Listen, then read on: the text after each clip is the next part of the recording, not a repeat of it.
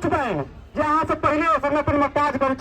जिनका इस चीज के लिए जानकारी थे तिनका से कुछ बैंक आखिर भैया झंझारपुर जिला पंचायत से फायदा की थी हमारा से की फायदा भेटते एलिए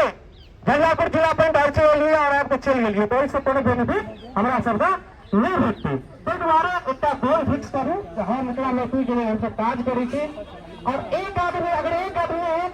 ना 100 के बराबर नौकरी हो सके है तो दिल्ली के एक आदमी के सामने हालात खराब हो गया टाइट से अगर घस गए तो यहाँ के दूसरे के 100 आदमी के सामने में खड़ा है हमारा एक पावर से हमारा मैथिल में तो बात ज्यादा हमने खिंचा से बहुत बकता होते होता बस हमसे तो कहीं बार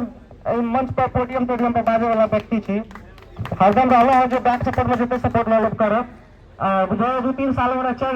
पूरा अपन जर्नी है 4,500,000 वक्ता देने हैं